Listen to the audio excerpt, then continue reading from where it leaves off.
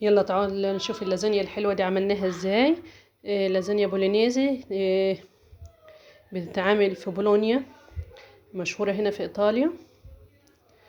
يلا حط اللايك بتاعك الحلو، وتعالوا نشوف عملناها ازاي. بدل ما نروح نشتري من السوبر ماركت، نشتري الراجون، نشتري اللازانيا، تعالى اقول لك نعملها ازاي في البيت باسهل طريقة، والاطفال كلها بتحبها. الاطفال والكبار كله بيحبها. يلا تعالوا نشوف عملناها ازاي. ده البشاميل اللي انت عارفينه. ده الراجو، دي مش لحمه معصجه زي بتاعت مصر. ده بيتضاف عليه جزر وسيدانو وحاجات تاني. انا بعمله في البيت، بعمل بالكميه، بخزنها في الفريزر وبطلع على زي ما انا عايزه عشان اعمل. ودي شويه صغيرين موتزاريلا.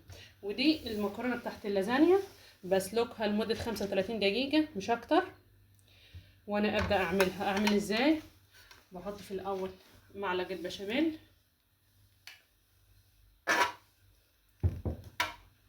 ومعلقه راجو.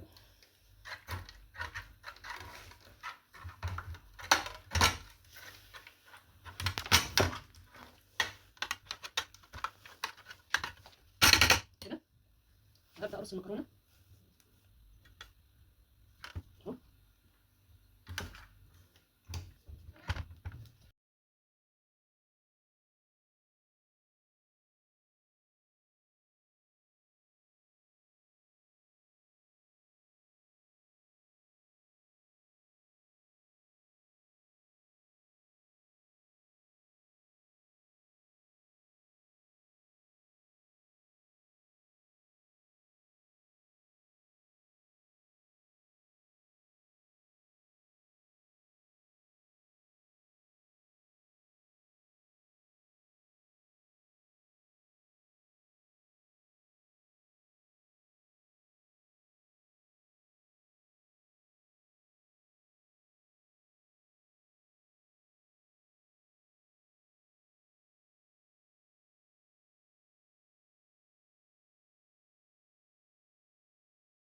وانا كده بعد ما فردتها كلها يا دوب هحط حبه موتزاريلا بس على الوش، مش كتير.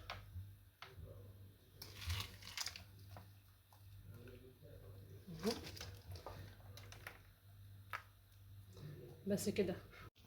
كده هحطها على درجه حراره 180 لمده 35 دقيقه بس، واطلعها.